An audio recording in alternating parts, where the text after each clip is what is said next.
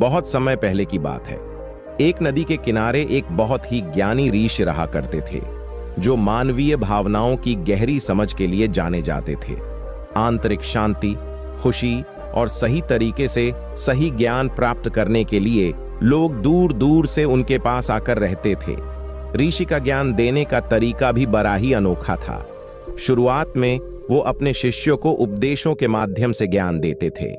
उसके बाद वो अपने शिष्यों को उस उपदेशों के माध्यम से दिए गए ज्ञान का अनुसरण करने के लिए कहते थे। उसके बाद उस अनुसरण किए ज्ञान को अपने व्यवहारिक रूप में बताने को कह देते थे। एक दिन एक राजा भी अपने बेटे को लेकर उनके पास आया और ऋषि से प्रार्थना की, ऋषि देव, आप मेरे बेटे को अपने आश्रम में रखकर अपने तरीके से उसे ज्ञान दीजिए। उसे इस आश्रम में बिल्कुल भी ऐसा नहीं लगना चाहिए कि वो किसी राजा का बेटा है। उसे बिल्कुल साधारण शिष्यों की तरह ही ज्ञान देने का कृपा करे। ऋषि ने मुस्कुराते हुए बोले, ज्ञान किसी भी तरीके से लिया जा सकता है।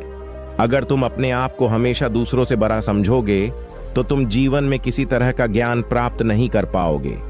अगर तुम्हें ज्ञान प्राप्त करना है तो तुम्हें दूसरों की तरह अपने आप को साधारण समझना होगा। यही सही ज्ञान प्राप्त करने के सबसे पहली सीढ़ी होती है। तुम निश्चित रहो, आज से तुम्हारे बेटे की जिम्मेदारी मेरे कंधों पर है।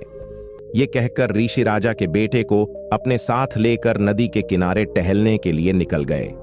आश्रम के बाकी सभी बच्चे उस राजा को देख रहे थे।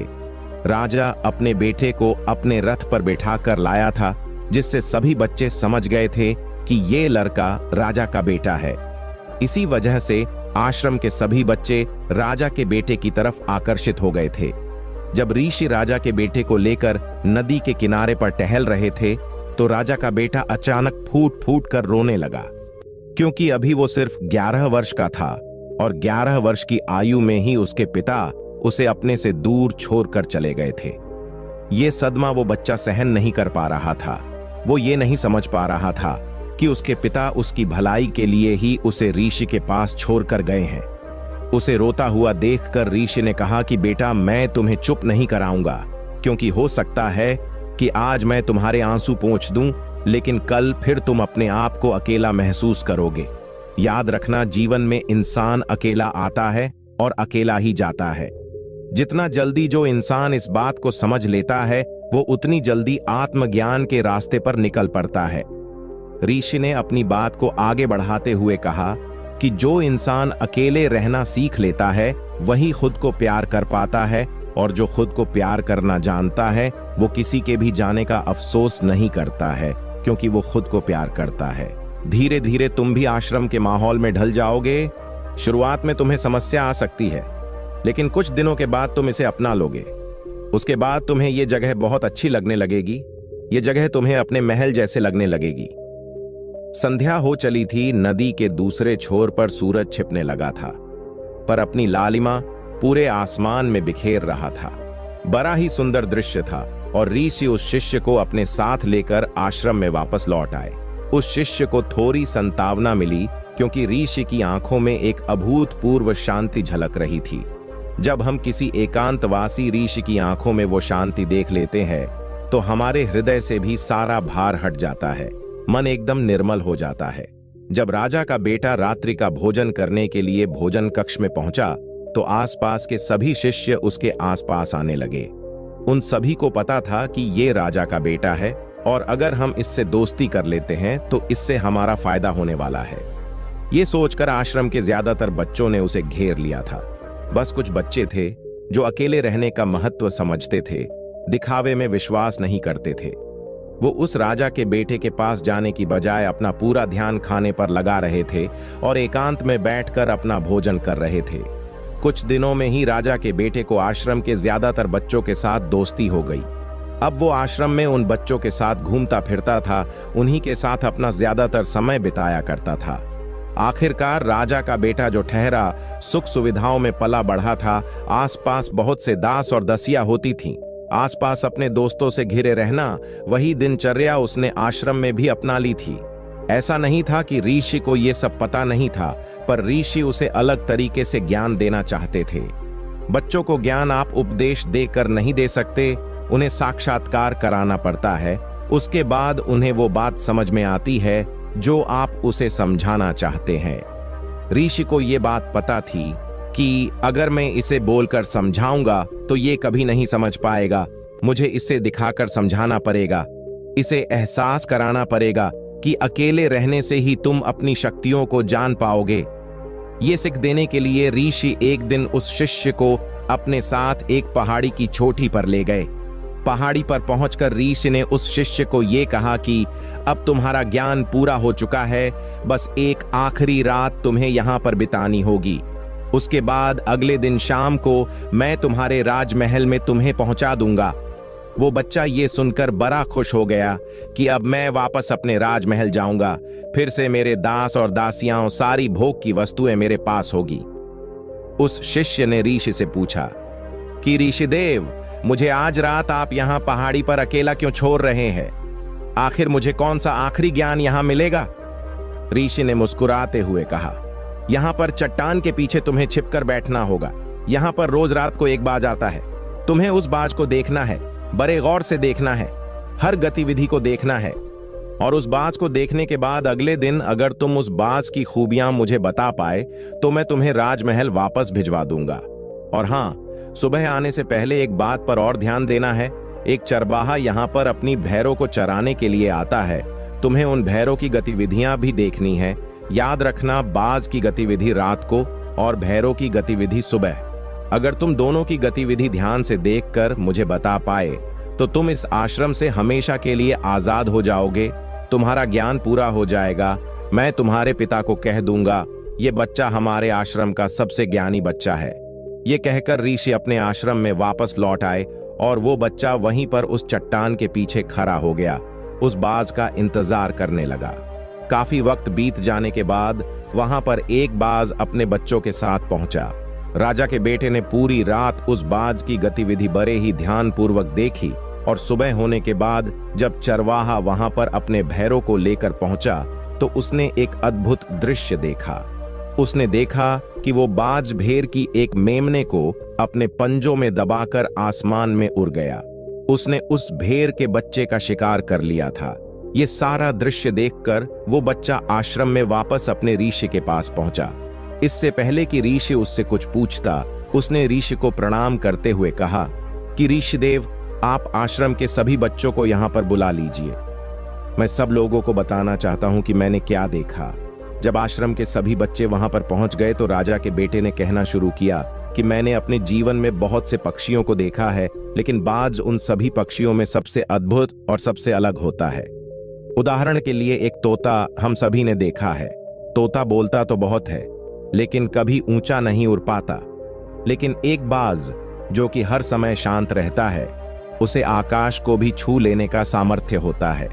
जब भी एक बाज अपने शिकार को निश्चित कर लेता है तो वो उसी शिकार पर अपनी नजर गड़ाए रहता है, चाहे वो कितनी भी ऊंचाई पर क्यों ना हो, चाहे कितना भी तूफान क्यों ना आ जाए, लेकिन वो अपनी नजर हमेशा अपने लक्ष्य पर स्थिर रखता है। आज सुबह जिस बाज को मैंने देखा, उसने हर भेड़ को अपना शिकार नहीं बनाया, बल्कि उस भेड़ के झुंड में से उसने उस भेड़ के मेमने को अपना शिकार बनाया। उस बाज की तरह हमें भी अपना ध्यान अपने ही एक लक्ष्य पर स्थिर रखना चाहिए। चाहे कितनी भी अड़चनें क्यों ना आए, हमें अपना लक्ष्य स्पष्ट दिखाई देना चाहिए।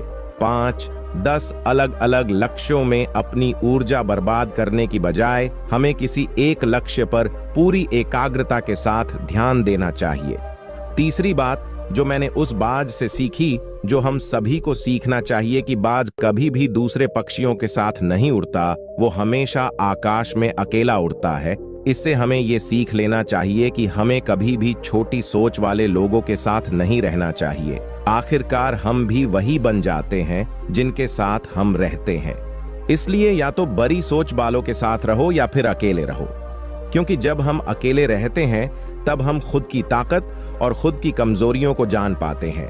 कमजोरियों को जानकर उनको दूर कर सकते हैं और अपनी ताकत को जानकर उसका सही इस्तेमाल कर सकते हैं, लेकिन वो तभी संभव होगा जब हम अकेले रहना सीखेंगे। चौथी सीख जो हमें एक बात से लेनी चाहिए कि एक बाज हमेशा अपनी सीमाओं से ऊपर उठकर उड़ता है। जब तूफान आता है तो हर एक पक्षी अपने घोंसले की तरफ भागता है, खुद को छुपाने की जगह ढूंढता है। लेकिन एक बाज ऐसा कुछ भी नहीं करता। वो खुद की सीमाओं को तोड़कर बादलों से भी ऊपर उड़ने का प्रयास करता है। हवाएं उसे थपेरे मारती हैं, पंख उसके भारी हो जाते हैं, पानी और धूल की वजह से उसे कुछ दिखाई नहीं देता है, लेकिन वो फिर भी आसमान की तरफ उड़ता रहता है और अंततः बादलों से भी ऊपर निकल जाता है और वहां तब तक उड़ता रहता है जब तक मौसम ठीक नहीं हो जाता। अपनी सीमाओं को सिर्फ इसलिए तोड़ पाता है क्योंकि वो समस्या के आने पर उससे घबराता नहीं है, उससे डरकर बचने का प्रयास नहीं करता, बल्कि एक सकारात्मक नजरिए के साथ उसका सामना करता है। जीवन में चाहे कितने भी अड़चने क्यों ना आए, हमें उन अड़चनों से लड़ना चाहिए, ना कि उनसे डरकर कहीं छिप कर बैठना चाहिए।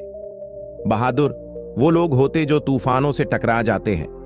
कायर तो अपने घर में, अपने घोंसलों में अपनी जगह ढूंढ कर बैठ जाते हैं। पांचवी बात जो हमें एक बाज से सीखनी चाहिए कि बाज कभी भी अपने घोंसले में घास के कोमल तिनके नहीं रखता है। जो तिनके कोमल होते जाते हैं वो उन्हें निकालकर फेंकता रहता है। उसी तरह चाहे कितनी भी आरामदायक जिंदगी आपको मिले, लेकिन उस आराम से उठकर अपने आलस्य को तोड़कर जीवन में मेहनत करते रहना चाहिए। जीवन में पसीना बहाना चाहिए, शारीरिक मेहनत करनी चाहिए। अपने घोंसले से कोमल तिनके उठाकर फेंक दो और आज ये अपने आलस्य को तोड़कर निकल पड़ो। हर दिन अपने आप को चुनौतियां दो, हर दिन मुश्किलों से लड़ो, क्योंकि वही मुश्किलें तुम्हें मजबूत बनाएगी। जंगल के राजा शेर को भी झुंड बनाकर शिकार करते हुए देखा जा सकता है, लेकिन बाज हमेशा अकेला शिकार करता है, क्योंकि वो जानता है कि भीड़ हौसला तो देती है मगर साहस छीनती है। आदमी को हमेशा अकेले ही आगे बढ़ना होता है। यही कारण होता है कि वो जल, थल और नभ सभी जगहों पर अपने शिकार का परचम लहरा सकता है।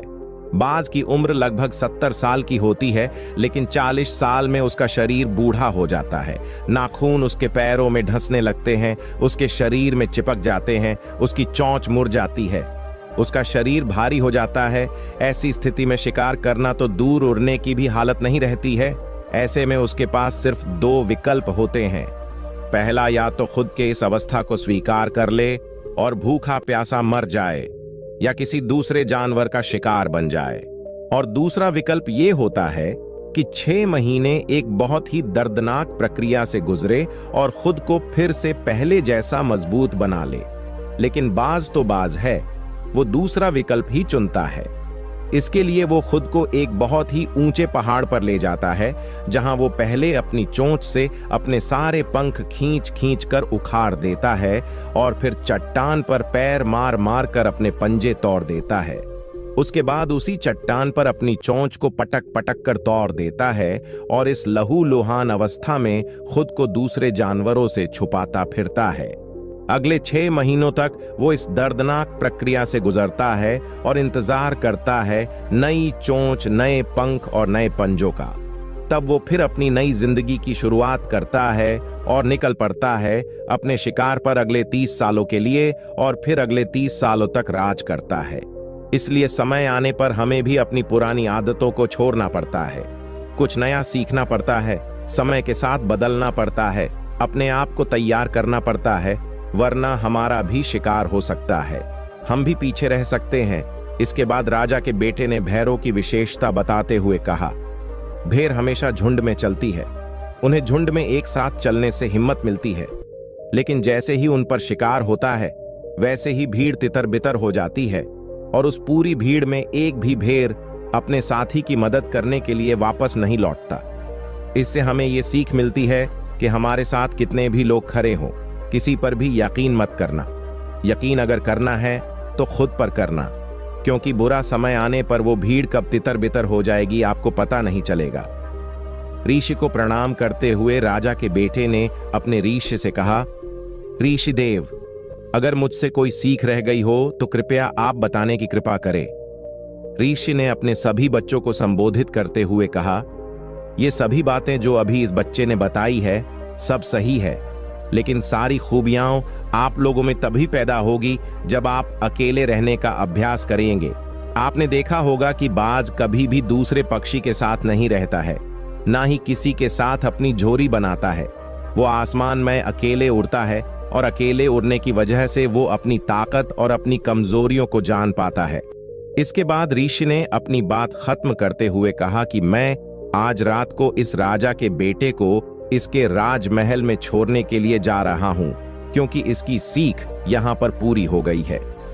ये कहकर ऋषि राजा के बेटे का हाथ पकड़कर राजमहल के तरफ रवाना हो गए और बाकी के सभी बच्चे उन्हें पीछे से जाते हुए देखते रहे। दोस्तों, इस वीडियो में बस इतना ही। अगर ये गौतम बुद्ध की छोटी सी कहानी आपको अच्छी लगी हो तो हमें नीचे कमेंट बॉक्स में कमेंट करके जरूर बताएं और अपने दोस्तों के साथ शेयर करें, लाइक करें और चैनल को सब्सक्राइब करें। आपको इसी तरह के मोटिवेशनल कहानी सुनाने के लिए मिलते हैं अगले वीडियो में एक और गौतम बुद्ध की नई कहानी के साथ। धन्यवाद।